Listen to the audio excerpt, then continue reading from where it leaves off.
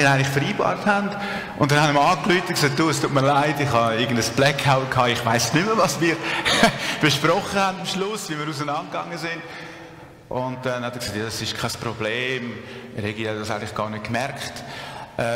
Und der ist heute noch jetzt, auch nach 4, 5 Jahren, Campleiter, also ist ein Campleiter geworden. Aber für mich im Moment ist das sehr demütigend. Dann denke ich, ja, meine Güte, wo führt denn das her? Es ist sehr demütigend, wenn das passiert. Weil man dann merkt, eigentlich hat man nichts im Griff. Jeder Schritt, jeder Tritt ist eigentlich von Gott abhängig. Oder gestern haben wir von einer Familie gehört, die kennen wir, die wohnen unter meinen Eltern und die haben eine Tochter, die in die 2. Klasse geht und plötzlich hat sie Flecken am ganzen Körper. Die Flecken sind immer dunkler geworden, eigentlich schwarz geworden. Dann ist man zum Kinderarzt gegangen. Der hat sofort ins Spital eingewiesen, vom Spital sofort auf die Intensivstation und haben herausgefunden, dass sie eine Blutkrankheit hat, die man nur mit starken Medikamenten einschränken kann. Dann ist man so menschlich ohnmächtig, oder? Und denkt, unser Leben ist wirklich abhängig von Gott. Wir können keinen Schritt und keinen Tritt machen, ohne dass er eigentlich das zulässt. Unser Leben ist so vergänglich, so verletzlich auf dieser Erde. Aber es wird uns leider erst dann bewusst, wenn wir eben in eine solche Situation hineinkommen, wenn wir persönlich betroffen sind. Und darum, glaube ich, tut es gut, wenn wir auf den schauen, der uns versorgen tut, auf Gott. Und das ist das Laubhüttenfest. Das ist das Erntedankfest, wo uns in der Bibel beschrieben ist. Und der Weg, den Gott mit dem Volk Israel gegangen ist und das Volk Israel geführt hat und auch heute noch führt, das ist ein Vorbild. Das ist ein Vorschatten für dich und mich, für alle, die auch heute mit Gott unterwegs sind. Und darum tut es gut, zurückzuschauen, eine Geschichte vom Volk Israel, wie Gott mit dem Volk gegangen ist. Weil da können wir ganz viel daraus lernen, auch für unser persönliches Glaubensleben heute. Und da möchten wir heute ein bisschen reingehen. Und zwar gibt es drei Wallfahrtsfeste im Volk von Israel. Da haben wir das Passafest. Das Passafest ist das Fest, wo wir viele von uns auch feiern bereits. Das freut mich sehr, weil das immer einen Bezug gibt zu der Geschichte, weil da so viel geistliche Wahrheit drin steckt. Es ist Befreiung aus der Sklaverei vom Volk Israel, erfüllt für uns und auch für die messianischen Juden, die an Jesus glauben. Jesus ist gestorben und auferstanden. Und dann haben wir das Shavuot, das Pfingstfest, wo das Kommen vom Heiligen Geist ist für uns, erfüllt ist im Kommen vom Heiligen Geist. Dann haben wir eben Sukkot, das Laubhüttenfest. Und das Laubhüttenfest ist das einzige jüdische Fest, das noch nicht erfüllt ist. Weil das werden wir erst wieder feiern oder vollendend feiern, wenn Jesus wiederkommt. Das ist dann das grosse Erntefest. Und alle die 3 Erntefeste, die ich da beschrieben habe, wo das Volk Israel aufgefordert war, nach Jerusalem zu pilgern, all die 3 Feste sind Erntefeste. Also das Fest vom Passa, da hat man Gerstenernte gefeiert, das Pfingstfest ist das Fest von der Weizenernte und Sukkot ist das Fest von der Weinlese. Also das sagt ganz, ganz viel über den Charakter von Gott. Dass Gott ein Gott ist, der will, dass sein Volk versorgt ist. Der will, dass niemand Mangel leiden muss. Niemand muss da sein und darben, sondern es soll allen gut gehen. Das ist der Gott, der über dein und meinem Leben wachen tut. Das ist der Gott, der das Volk Israel aus der Sklaverei herausgeführt hat, vom Pharao aus Ägypten, in ein Land, wo er gesagt hat, dort wird Milch und Honig fließen. Das ist das, was ich beabsichtigt habe über dein Leben. Dass du Genüge hast, dass du Fülle hast, dass dir an nichts mangeln muss. Und Das sagt sehr viel über den Charakter von Gott. Also immer wenn das Volk Israel sich aufgemacht hat und nach Jerusalem pilgert ist, dann haben alle gewusst, jetzt geht es uns gut. Jetzt kommt eine Woche, wo wir festen und feiern können, wo es allen gut geht. Das ist ein super Lebensgefühl. Und ich möchte 3 Aspekte jetzt aus dem Fest vom Sukkot oder Laubhüttenfest hervorheben und gebe dir ganz vieles, was man da daraus herausnehmen kann, aber einfach mal 3 Aspekte für heute. 3. Mose 23, 42. Während der Festwoche sollt ihr in Laubhütten wohnen. Das gilt für alle Israeliten im Land. So behalten eure Nachkommen für alle Zeiten im Gedächtnis, dass ich euch Israeliten in Laubhütten wohnen ließ, als ich euch aus Ägypten führte. Ich bin der Herr, euer Gott. Das kommt immer wieder. Ich bin der Herr, euer Gott. Im Gegensatz zum Pharao, wo über 400 Jahre ihr Gott war. Oder? Pharao war Gott. Ihn haben wir angebetet. Er war die höchste Instanz. Und jetzt sagt Gott, ich bin euer Gott. Es hat einen Wechsel gegeben.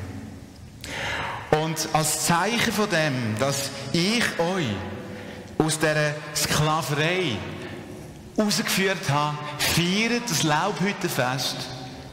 Weil das Laubhüttenfest eine Erinnerung ist an den Auszug und den Durchzug durch die Wüste, dass ein Bruch stattgefunden hat zum alten Leben. Und wir in einem neuen Leben leben, wo wir frei uns entschieden haben, Gott zu dienen, Gott nachzufolgen und von ihm abhängig zu sein. Und der erste Punkt ist, wir feiern nicht uns selber, sondern Gott, unseren Versorger. Wir feiern nicht uns selber. Ja, die einen schmunzeln bei diesem Bild, oder? Das ist so typisch für unsere Zeit, wo wir drin leben. Selfie ist für mich nicht nur ein Begriff von Selbstporträt, sondern ist ein Inbegriff geworden von dem Ich und mein kleines Universum. Ich bin der Mittelpunkt. Oder?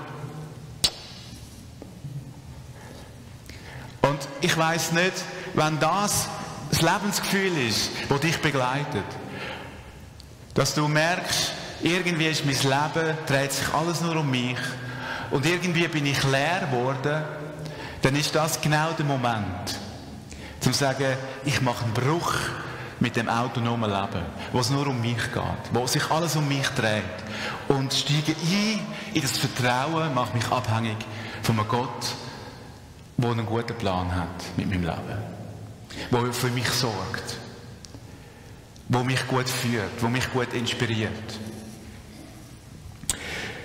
Für das Volk Israel hat das bedeutet, ein Bruch, auch nicht nur mit der Sklaverei, sondern auch ein Bruch mit der Sicherheit und mit der Versorgung von den Fleischtöpfen in Ägypten, in eine Abhängigkeit zu einem Gott, wo man nicht sieht, wo man muss vertrauen, aber wo einem freiwillig will. Und wo unser Herz möchte, unser Vertrauen möchte. Für mich bedeutet das, dass ich mein autonomes Leben aufgebe und mich ganz Gott zur Verfügung stelle. Ihm dienen. Und auch meine Sicherheit, auch meine menschliche Sicherheit in Gottes Hand legen. Das, was ich bin und kann, das kommt von Gott. Und ich gebe es zurück.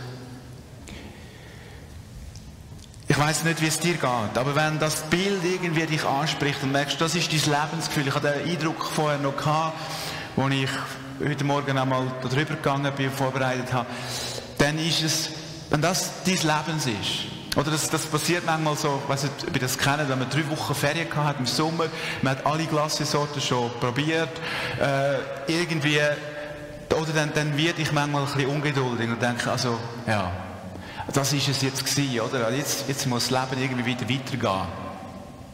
Ich weiss nicht, ob ihr das kennt. Da gibt es so eine Unruhe rein.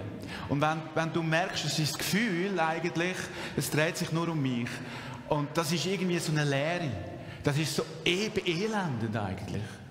Weil Gott etwas anderes für dich vorhat und dich anders geschaffen hat, dass dein Leben einen höheren Sinn hat, als nur für sich selber zu leben, sondern dass dein Leben einen Unterschied macht. Dann bist du heute Morgen eingeladen, dich dem Gott anzutrauen und zu sagen, ich steige raus aus dem Rad oder aus dieser Spirale und vertraue mein Leben ganz Jesus an. Und das wäre dann das Bild, oder, in die Abhängigkeit kommen zu Jesus. Wir feiern nicht uns selber, sondern wir feiern Jesus, unseren Versorger. Ich habe euch ein Bild mitgebracht von einer Laubhütte. Und das ist ja interessant, dass die Laubhütte, wo man dann eine Woche drin wohnt, das muss ein Dach haben, das durchlässig ist. Dass man am Tag, dass die Sonnenstrahlen durchkommen, dass man die Wolken sieht und in der Nacht die Sterne, Himmel und den Mond. Dass man sich bewusst wird, wir leben unter dem Zelt vom Himmel, von unserem Versorger, von unserem Herrn, von unserem Gott, der über unserem Leben wacht, uns Schutz gibt, uns versorgt mit allem, was wir brauchen. Das ist das Zeichen von der Abhängigkeit zu Gott. Und mit dem Laubhüttenfest, mit dieser Woche, die man feiert, tut man sich loslösen von dieser negativen Kraft, vom Geiz, vom Besitz, von dieser Spirale, wo man sich um sich selber dreht. Und man schaut hin auf Jesus, auf unseren Versorger. Und ich möchte dich auch einladen, jetzt einen Moment in die Stille zu gehen und zu überlegen, für was möchte ich Gott dankbar sein? Für was kann ich überhaupt dankbar sein, wenn ich auf das Leben zurückschaue? Ich bin dankbar für meine Frau, zum Beispiel. Dass wir durch Herausforderungen Höchst und Tiefs unsere Liebe tiefer werden. Ich bin dankbar für meine Kinder, die Freunde und Freundinnen dürfen haben, die mit Jesus auch unterwegs sind. Ich bin dankbar für Menschen aus eurer Mitte, die mit mir einen Weg gehen, unabhängig, ob ich jetzt Pastor bin oder nicht. Unabhängig, ob ich etwas leiste oder nicht. Ich bin dankbar für die Freunde, die ich da haben darf. Ich bin dankbar für die Versorgung, die ihr mir gebt. Dass es lange, dass wir unsere Kinder in den Musikunterricht schicken oder dass wir weitergeben von dem, was wir bekommen haben. Ich bin dankbar für all die Begegnungen, die ich mit Menschen von euch hatte, mit anderen, wo wir einen Schritt näher kommen zu Jesus. Oder wo jemand auch körperlich eine Heilung erfahren. Ich bin dankbar für all die Momente, wenn ich zurückschaue auf das bald vergangene Jahr. Lade dich ein, jetzt einen Moment still zu werden. Für was möchtest du Jesus Danke sagen? Mach das gerade, still oder laut, in den nächsten Minuten.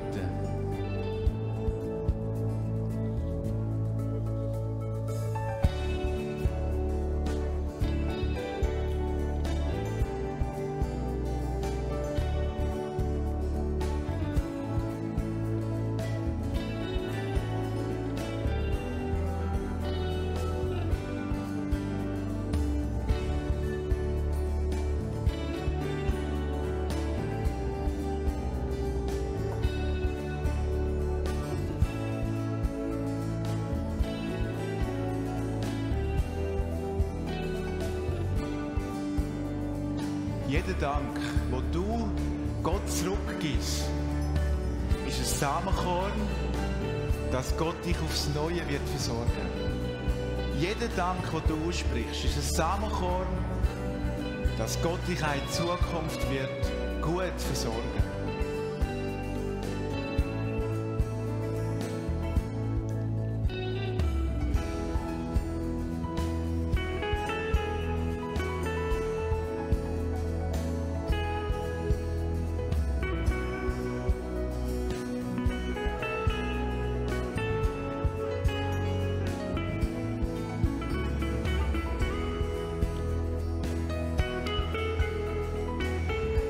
Gut, wir gehen weiter im 3. Mose, Kapitel 23. Am 15. Tag des 7. Monats beginnt das Laubhüttenfest, das 7 Tage dauert. Feiert es zu meiner Ehre. Am ersten Tag sollt ihr euch versammeln, um mich, den Herrn, anzubeten. Dann dürft ihr nicht euren gewöhnlichen Arbeiten nachgehen. 7 Tage lang bringt ihr mir eure Opfer dar. Am 8. Tag kommt ihr wieder zu einem Festgottesdienst zusammen und opfert mir eure Gaben. Und da komme ich zum zweiten Aspekt, da kursiv eingeblendet. Wir feiern nicht unsere Leistung, sondern Gott, unser Versorger. Gottes Versorgung feiern wir, nicht unsere Leistung. Es geht um ihn, um seine Versorgung.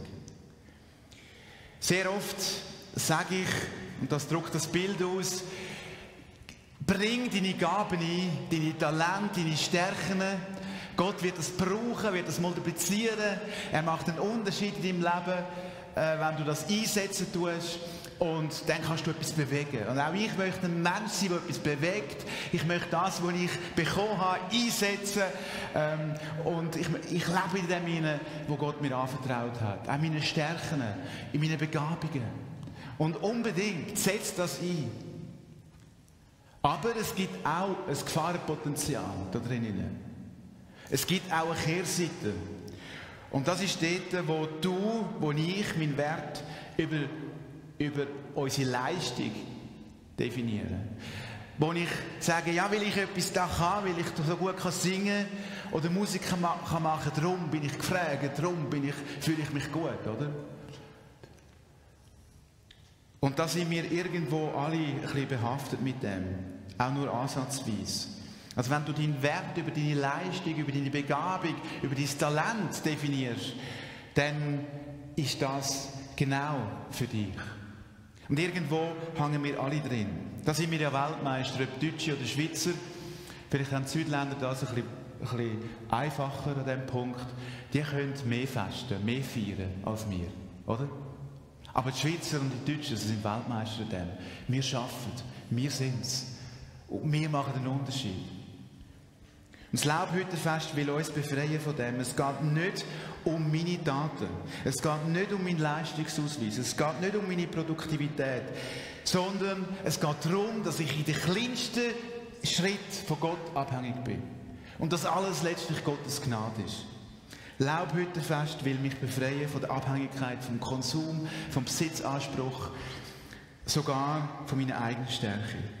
Und wir feiern im Erntedankfest unsere Unabhängigkeit von unserer Leistung, von unserem Talent und sind nicht abhängig von unseren Begabungen, sondern von Gottes Versorgung.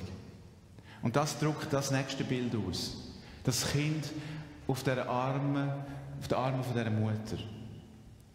Genau so möchte Gott dich und mich haben. Er möchte uns umarmen, er möchte uns tragen, er möchte uns liebkosen, er möchte uns gern haben, er möchte, dass wir seine Liebe empfangen. Ohne dass wir sagen, Moment, jetzt muss ich zuerst beten oder jetzt muss ich zuerst das und das machen und nachher kannst du mich lieben. Ohne dass wir das irgendwie beweisen müssen. Nein, er möchte uns lieben, ohne dass wir irgendwie das auf eine Art und Weise erwidern. Er möchte uns versorgen, beschenken, tragen und heilen. Und das befreit mein Denkmuster auch, dass ich mich nach der Leistung von dieser Welt, von dieser Gesellschaft beurteilen muss. Und es befreit auch mich, dass ich den Nächsten nach dem Denkmuster beurteile. Wir haben in der Projektwoche am letzten Tag, am Freitag, in Kreuzbleich einen Diebstahl gehabt, von einer 4-stelligen Summe Geld, die geklaut worden ist. Und ein Diebstahl löst auf der menschlichen Ebene immer sehr viel Negatives aus. Das ist ein wahnsinniges Potenzial an negativen Gedanken und Gefühlen, die da aufkommen können. Schuldzuweisungen, Vorwürfe an andere oder an sich selber. Hätte man das verhindern können? Hätte man besser aufpassen sollen? Ist es fahrlässig gewesen? Ja, wer ist denn schuld? Wer könnte Täter sein? Und Laubhüttenfest will uns befreien von all diesen menschlichen Ansprüchen und Anstrengungen. Und ich weiss, dass wir da genug gut heranschauen, wir werden Sachen auch benennen, aber ich weiss, dass Gott da drüber steht. Und ich weiss auch, dass ich mit dem Spannungsfeld aufmache. Einerseits braucht ja Gott meine Begabung, meine Verantwortung, mein Teil. Gott hat sich entschieden, mit uns zusammen zu arbeiten. Und doch ist er der gerade in unseren Schwachheiten stark ist. Gerade in unseren Schwachheiten kommt seine Größe zum Tragen. Und das finde ich so spannend. Der Gedanke dahinter ist von Gott. Seine Absicht dahinter, dass er durch unsere Schwachheit möchte stark werden, auch durch unser Versagen, ist, dass wir ganz in seine Abhängigkeit kommen. Dass wir zu dem Zustand kommen, wo wir sagen, Jesus, wir können nichts ohne dich. Wir brauchen dich so. Das ist die Abhängigkeit, die Gott sucht. Darum ist er in unseren Schwachheiten, möchte er mächtig sein und gerade durch unsere Schwächen wirken. Also das Laubhüttenfest befreit mich von dieser Abhängigkeit von mir selber oder von Menschen und macht mich ganz abhängig zu Gott. Und auch so ein Diebstahl treibt uns letztlich in Gottes Abhängigkeit. Dort, wo wir hergehören. 5. Mose 16, Vers 13. Wenn ihr im Herbst die Ernte eingebracht, das Korn gedroschen und die Weintrauben gepresst habt, dann feiert eine Woche lang das Laubhüttenfest. Es soll ein fröhliches Fest werden. Feiert es zusammen mit euren Kindern und euren Sklaven, mit den Leviten und den Ausländern, den Witwen und Waisen aus eurer Stadt. Wir feiern nicht alleine, sondern in der Gemeinschaft. Wir feiern nicht alleine. Praktisch jede zweite Haushaltung in der Stadt St. Gallen wohnt nur eine Person. Und die Vereinzelung von unserer Gesellschaft, die Individualisierung von unserer Gesellschaft, das ist ganz bestimmt nicht in Gottes Absicht. Und da haben wir Christen gerade eine geniale Chance, dass wir da Hand bieten und sagen, wir geben Gegensteuer. Und es gibt auch viele Nicht-Christen, die alternative Lebensformen anfangen zu praktizieren, Häuser anfangen zu gründen. Und ich glaube, dass wir Christen da eigentlich die müssten sein oder dürften sein, die zuvorderst sind. Die Juden sind nicht alleine unterwegs zu diesem Laubhüttenfest, sondern immer als Gruppe. Generationenübergreifend, alt und jung, Singles und Verwitwete. Und die Zukunft der Gemeinde Jesu ist eine Zukunft der Gemeinschaft. Darum, wir feiern nicht alleine, sondern als Gemeinschaft. Und das Laubhüttenfest lädt ein, dass wir das, was wir haben, teilen mit Menschen, die bedürftig sind. Vielleicht nicht materiell, aber vielleicht beziehungsmässig. Dass wir Menschen integrieren, die sich nach Nähe, nach Liebe, nach Annahme, nach Gemeinschaft, nach Austausch sehnen tun. Die vielleicht keine Familie haben. Die da sind, die einen Schicksalsschlag getroffen haben, die vielleicht die Kraft nicht mehr haben, die älter geworden sind. Das Laubhüttenfest ist ein Zeichen von Gottes Versorgung über sein Volk. Und darauf liegt viel die grösste Verheißung, aber als über einen Einzelnen, wo Jesus nachfolgt. Die Verheißung von Gott ist immer grösser über die Gemeinschaft, über seine Gemeinde, über sein Volk, als über den Einzelnen. Er gibt dem Volk alles, was es braucht. Und dann haben wir als Volk Verantwortung, einen Ausgleich zu schaffen, Bedürftige zu integrieren, zu teilen, Barmherzigkeit zu üben und Grosszügigkeit zu leben. Damit wir lernen, wer der Geber von allen guten Gaben ist. Bist du bereit, deinen Tisch zu füllen, dein Haus zu öffnen? Vielleicht auch darüber nachzudenken, wie kann man alternative Lebensformen wieder hervorholen. Dass Häuser dürften gegründet werden. Es wäre toll, wir könnten auch als Kirchenbild in den nächsten 10 Jahren solche Initiativen haben, wo Häuser gegründet werden, in unserer Stadt oder Umgebung, wo Singles oder Verwitwete oder vielleicht ältere Menschen können eine Wohnung haben und eine Betreuung können haben, eine Schnittstelle können haben unter der Woche, wo für sie geschaut wird. bevor sie irgendwie abgeschoben werden, irgendwo in ein Altersheim. Dass wir kreativ werden und uns überlegen, wie können wir Gemeinschaft bilden, wie können wir Menschen begleiten, wie können wir Gemeinschaften aufbauen, die über unsere Familie, unsere Kleinfamilie, sage ich jetzt mal, rausgehen. Ich möchte zum Schluss sagen, ein dankbarer Mensch schaut nicht auf das, was er nicht hat, sondern ein dankbarer Mensch schaut auf das, was er bekommen hat und teilt das, was er bekommen hat, mit Menschen, die bedürftig sind.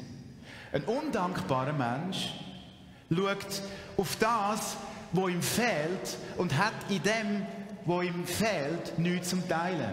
Und er bleibt arm. Ein dankbarer Mensch schaut auf das, was er bekommen hat von Gott, teilt das mit Bedürftigen und in dem, dass er das teilt, wird er noch reicher. Das ist die Logik von Gott. Über seine Kinder, über sein Volk. Und so heißt es dann am Schluss zu dem Fest, jeder soll so viel geben, wie er kann, je nachdem, wie reich der Herr ihn beschenkt hat. Und wir möchten jetzt euch auch einfach eine Gelegenheit geben, es ist ganz freiwillig, auch etwas zu geben von dem Überfluss oder von dem, was du bekommen hast, was dir geschenkt